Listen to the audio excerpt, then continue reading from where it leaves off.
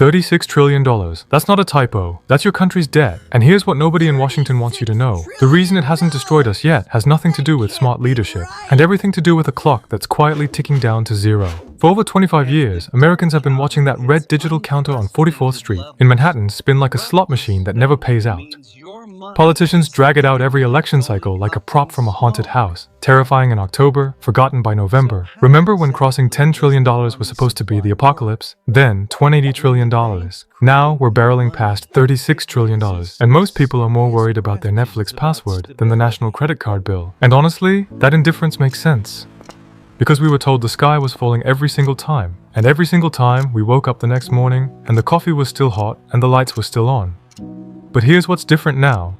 The rate of new debt isn't just growing, it's accelerating. Nearly half of all the debt the United States has ever accumulated in its entire history was taken on in just the last 6 years. That's not a trend, that's a cliff. And the most uncomfortable question isn't when does this become a Greece situation? It's the question your financial advisor would never let you ignore at the kitchen table. If the government has spent $15 trillion more than it brought in just in the last 5 years, why don't any of us feel $15 trillion richer? Most Americans picture the national debt like a credit card that never gets paid down. The truth is messier, and in some ways, scarier. There's an account called the Treasury General Account. Think of it as the federal government's checking account, held at the Federal Reserve. Every tax dollar, every tariff, every fee flows in. Every government paycheck, every military contract, every Medicare reimbursement flows out. The Treasury actually publishes a daily statement. You can literally balance the government's checkbook if you've got the time and the masochistic curiosity. Now here's where it gets interesting and infuriating. The United States has something called a debt ceiling, a self-imposed borrowing limit. It sounds fiscally responsible. It is, in practice, one of the dumbest recurring political stunts in modern democracy. In 2011, Congress threatened to blow past the deadline unless spending was cut. In 2013, it was used to push back against the Affordable Care Act. And in 2023, with less than 48 hours of cash remaining in the Treasury's account, we came within a long weekend of the most powerful economy in human history, literally bouncing a check to its own creditors. Think about that. The country that prints the world's reserve currency almost defaulted, not because it ran out of money, but because Congress decided to play chicken with the global financial system to score points in a cable news segment. The result? In 2023, Fitch, one of the major credit rating agencies, downgraded U.S. federal debt from a perfect AAA rating to AA+. Today, American government bonds are rated similarly to the kind of mortgage-backed securities that triggered the 2008 financial crisis. Let that sink in. Here's the uncomfortable truth. There are only 6 realistic paths out of this debt spiral, and so far, Washington has been promising the most painless one, while quietly depending on the most reckless one. Option 1, grow our way out, the political favorite. No sacrifice required, just make the economy bigger than the debt. It's the fiscal equivalent of telling someone buried in credit card debt to just get a higher paying job. Technically valid, wildly insufficient on its own. Here's the math problem nobody on Sunday morning television wants to solve. Interest payments alone now consume roughly 4% of GDP. We'd need to sustain 4% annual GDP growth, considered exceptional by modern standards, just to tread water on interest, our actual average since 2000, about 3%. We're already running behind. Option 2, inflate our way out. Print money, devalue the dollar, shrink the real burden of fixed-rate debt. It worked once, kind of. The problem is, lenders aren't stupid. The next time Treasury goes to borrow, investors demand even higher rates to compensate for the inflation risk. And for regular Americans already getting crushed by grocery bills and rent, more inflation isn't a solution, it's a punishment. Option 3, raise taxes. Here's a stat that will absolutely ruin a dinner party. During the 1950s and 60s, when top marginal tax rates hit 90%, total federal revenue, as a share of GDP, was almost identical to today, meaning higher rates on top earners didn't actually bring in proportionally more money. But, and this is the part that gets buried, who is paying taxes has shifted dramatically. The burden has migrated from wealthy asset owners toward middle-income earners, people who spend their money, who work jobs, who invest in local communities. Meanwhile, more and more government spending is flowing directly to private corporations through grants, subsidies, contracts, and bailouts. Profits captured by shareholders, not working families. The economist Richard Vague tracked this data and found an almost perfect inverse relationship between rising government spending and falling net household income, with gains increasingly concentrated at the very top. Option 4, cut spending. Sounds simple. Here's the problem. Most federal spending isn't discretionary. Social Security, Medicare, Medicaid, these are legally mandated. The interest on the debt, we either pay it or default.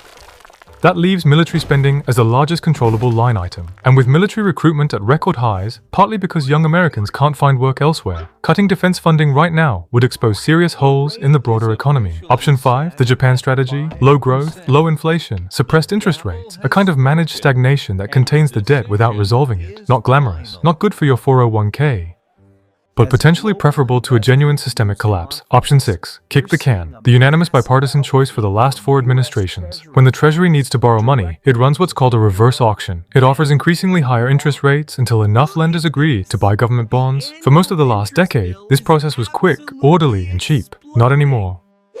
In recent months, as foreign governments and sovereign wealth funds have begun quietly diversifying away from the dollar, Treasury auctions have dragged on longer than usual. The rates being offered have climbed significantly, and because a massive portion of existing debt is constantly rolling over onto these new, higher rates, the total annual interest bill has nearly tripled in 5 years. 20% of the entire federal budget now goes just to paying interest, not infrastructure, not defense, not Medicare, just the minimum payment on the national credit card. To put this in historical context, we've paid a similar portion of GDP on interest before, back in the 1980s when Paul Volcker jacked rates to 19% to kill inflation. But back then, the total debt was a fraction of what it is today. A high rate on a small balance is manageable. A moderate rate on a balance this size is a slow bleed. And here's the feedback loop that should terrify any rational economist. Higher debt requires higher borrowing, which pushes up rates, which increases debt service costs, which requires more borrowing, which spooks lenders, which pushes up rates further. That's not a debt clock, that's a debt spiral. Let's ask the question that politicians on both sides quietly avoid. If this is such a catastrophic problem, why hasn't anyone actually fixed it? Because fixing it requires someone to lose something, and the people with the most to lose are the same people with the most influence over the people making the decisions. Wealthy asset owners and major financial institutions are, by a wide margin, the largest net purchasers of US government debt, outside of the Federal Reserve's own open market operations. They buy the bonds, they collect the interest, they benefit from a system where the government consistently spends more than it takes in, because that spending flows, through contracts, subsidies, tax credits, and regulatory structures, back into the asset prices they own. Here's the uncomfortable irony. If these same institutions can afford to buy hundreds of billions in treasury bonds, they can afford to pay taxes at a rate that would meaningfully reduce the need for those bonds in the first place. The political conversation, however, is structured to prevent that conclusion from ever becoming policy. Instead, both parties debate the aesthetics of fiscal responsibility. One side performs concern about debt while cutting taxes for asset owners. The other performs concern about inequality while expanding spending that also benefits asset owners. While the real arithmetic silently gets worse every single quarter, here is the honest answer that nobody with a television segment and a re-election campaign can afford to give you. The United States will not default in the traditional sense.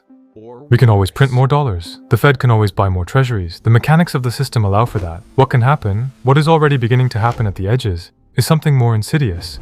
If global markets lose confidence in the dollar as the world's reserve currency, demand for US bonds drops. If demand drops, rates rise. If rates rise on $36 trillion in debt, the interest burden becomes genuinely unmanageable without printing money at a scale that devalues the currency further, which reduces global demand for the dollar more, which pushes rates higher again. It's not a cliff, it's a slope, and we've been on it for a while. The countries that have navigated versions of this, Japan being the most studied example, did so through decades of deliberately managed low growth, suppressed asset returns, and quiet economic stagnation. It's survivable. It's not the America that any political party currently campaigns on. The window to avoid that outcome, through genuine tax reform, structural spending reform, or sustained productivity-driven growth, exists. But it is narrowing with every auction where we have to offer higher rates, with every budget that adds another trillion to the pile, and with every political cycle where both parties treat fiscal responsibility as a thing the other party should practice. The debt clock isn't counting up, it's counting down, and the only question left is whether we decide to take it seriously before it answers for us. If you made it this far, you already understand more about how this system works than most people who vote in it. Share this with someone who still thinks this is just a number on a screen. Like and subscribe. Because understanding how money works is the only thing that gives you any power over what comes next.